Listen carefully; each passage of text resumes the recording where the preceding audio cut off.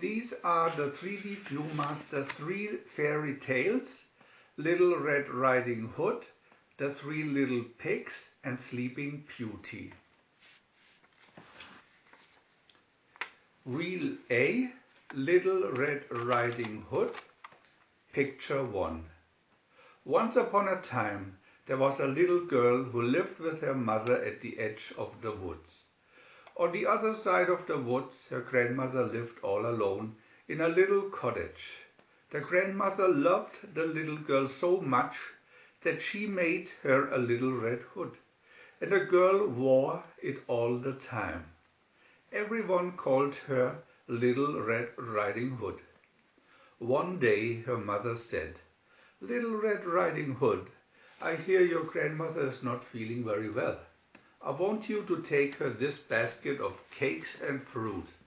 Go straight to your grandmother's and do not stray from the path, for there are bad wolves in the woods." Little Red Riding Hood started out, but decided to take a shortcut through the woods. She had not gone far before a sly wolf saw her. Picture 2. "Where are you going, little girl?" asked the wolf, pretending to be friendly. "To my grandmother's," said Little Red Riding Hood. "She isn't feeling well today." "That's too bad," said the wolf, with a sly smile. "Here, take her these flowers from me." Picture 3. The wolf slipped out of sight and then ran ahead to the house of the grandmother. He knocked on the door, but nobody answered. He turned the doorknob. The door wasn't locked, so he went into the house. Nobody was home. "I'm going to fix myself up to look like the grandmother and fool Little Red Riding Hood," said the wolf.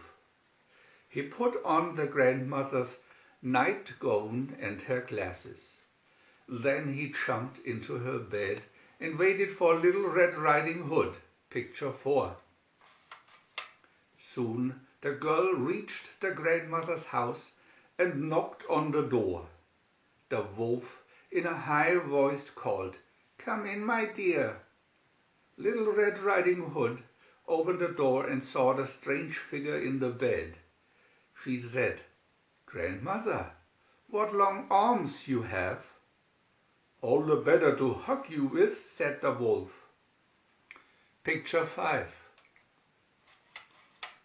"Grandmother, what long ears you have," exclaimed Little Red Riding Hood. "All the better to hear you with, my dear," replied the wolf. "Grandmother, what big eyes you have." "All the better to see you with, my dear." "Grandmother, what big teeth you have." Picture 6. At that, the wolf sprang out of bed and growled, "All the better to eat you with." Poor Little Red Riding Hood ran as fast as she could for the door. The wolf ran after her, but he tripped on the hem of the grandmother's nightgown and fell right on his nose. Picture 7. Little Red Riding Hood ran from the house, screaming for help. A woodcutter who happened to be passing by threatened the wolf with his axe and chased him away. The grandmother, who had felt well enough to go for a walk, came home just then. She invited the woodcutter to come in and share the cakes and fruit with her and Little Red Riding Hood. They thanked the woodcutter, and Little Red Riding Hood promised her grandmother to be more careful. Reel B, The Three Little Pigs. Picture 1. Once upon a time, 3 little pigs left home to seek their fortunes. The first little pig was foolish. He built himself a house of straw. The second little pig was lazy. He built himself a house of sticks. Picture 2. After their houses were finished, the foolish pig and the lazy pig went over to see the third little pig. This pig was wise. He was building a strong house of bricks. "You'll wish your houses were made of bricks too, if a wolf comes around," he told his brothers. But the foolish pig and the lazy pig just laughed. They joked and danced and lay around, while the wise pig worked day after day to finish his house made of bricks. Picture 3. A wolf did come around. He chased the foolish pig into the house of straw and called out, little pig, let me come in." The little pig squeaked in fright. "No, by the hair of my chinny chin chin." "Then I'll huff and I'll puff and I'll blow your house in," said the wolf. So he huffed and he puffed and he blew down the house of straw. The foolish pig ran to his lazy brother's house of sticks. The lazy pig saw the wolf coming and ran inside too. They just got the door shut and locked when here came the wolf. Picture 4. The wolf knocked on the door of the house of sticks. Little pig, let me come in." "No, by the hair of my chinny chin chin," said the lazy pig. "Then I'll huff and I'll puff and I'll blow your house in," said the wolf. So he huffed and he puffed and he blew down the house of sticks. The two little pigs ran as fast as their legs would carry them to the house of bricks, and all three pigs went inside and locked the door. Picture 5. The wolf went up to the house of bricks and called, little pig, let me come in." "No, by the hair of my chinny chin chin," said the wise little pig. "Then I'll huff and I'll puff and I'll blow your house in," said the wolf. So he huffed and he puffed and he puffed and he huffed, but he could not blow down the house of bricks. Picture 6. "I'll have those pigs for dinner yet," said the wolf to himself. He jumped up on the roof and started to climb down the chimney. "I'll fix him," said the wise little pig. Picture 7. A big pot of hot water hung in the fireplace. The wolf came down the chimney and fell, splash, right into the pot. He gave a big yelp and jumped out of the pot. He ran out the door with his tail between his legs. The three little pigs danced around with joy, and that was the last they ever saw of the wolf. Reel C, Sleeping Beauty. Picture 1. Once upon a time there lived a king and queen who had no children. Finally, a beautiful daughter was born to them. They were overjoyed. "I'm going to proclaim a great feast," said the king. "We will invite the people of the realm and also the good fairies." However, there was one evil fairy in the kingdom who wasn't invited. At the end of the feast, the fairies came forward to bestow their gifts on the baby. Virtue, beauty, riches, everything one could wish for. Suddenly, in came the evil fairy, angry at not being invited. She cried in a loud voice, "When the princess is 18 years old, she shall prick her finger with a spindle and fall dead."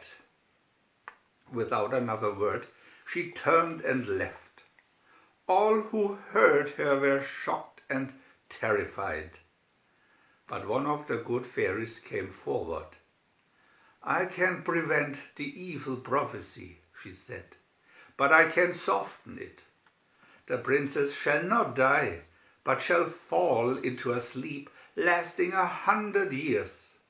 She shall be awakened by love's first kiss." The king stood up. "I decree," he ordered, "that all spindles in the kingdom shall be burned." The princess grew up, favored by all the gifts of the fairies. She was so lovely and kind that no one could help loving her. Picture 2. One day, when the princess was 18 years old, she wandered around the castle and came to a door she had never seen before. She opened it and walked up a winding stairway to the top of an old tower. In a little room, an old woman was spinning flax with a spindle. The princess had no way of knowing that the woman was the evil fairy in disguise. "Good day, ma'am," she said. "What are you doing?" "Spinning, spinning," replied the old woman. "What is that stick that you twirl so briskly?" asked the princess, and took the spindle into her hand. Instantly the evil prophecy came true. She pricked her finger on the spindle's sharp end. Picture 3. The princess fell back upon the nearby bed and lay in a deep sleep. The woman vanished. The sleep fell upon the whole castle. The king, the queen, the servants, the horses in their stalls, the dogs in the yard, all slept. Around the castle grew a hedge of thorns so thick that they hid the castle, and so sharp that no one could get through. The rumor of the sleeping beauty spread throughout the land, and many kings' sons tried to break through the thorny hedge of the castle, but they all failed. Picture 4. And so 100 years went by. One day there came to that country another king's son, who had heard the tale of the sleeping beauty. An old man guided a prince to the hedge of the thorns. He pointed. "Beyond that hedge lies a princess who has slept for 100 years. No one has ever gotten through the hedge alive." "Thank you, sir," said the prince. "I'm not afraid. I shall find the sleeping beauty." He spurred his horse toward the edge. As he neared the frightful thorns, they changed to beautiful flowers, which bent aside to let him pass. Picture 5. When the prince walked into the castle yard, he saw the servants and animals sleeping. He walked into the great hall. Members of the court lay asleep, and above them, on their thrones, slept the king and queen. The prince searched room after room. Where was the princess? Finally, he came to a door that opened onto a winding stairway up an old tower. Picture 6. He climbed to the top. Through an open door he could see into a little room. There, on a bed, lay the most beautiful princess he had ever seen. She was so lovely in her sleep that he could not take his eyes off her. Gently he stooped down and pressed a kiss upon her lips. Picture 7. The princess stirred and opened her eyes. "Who are you?" she asked. "I am the prince who has come to wake you up." He helped her to her feet. They went down into the castle. The king and queen and the whole court awoke and gazed around them, bewildered. The horses and dogs in the yard awoke and shook themselves, and all the servants woke up. The king and queen welcomed the prince with joy. A few days later, the wedding of the princess and the prince was held in all splendor, and they lived together happily ever after.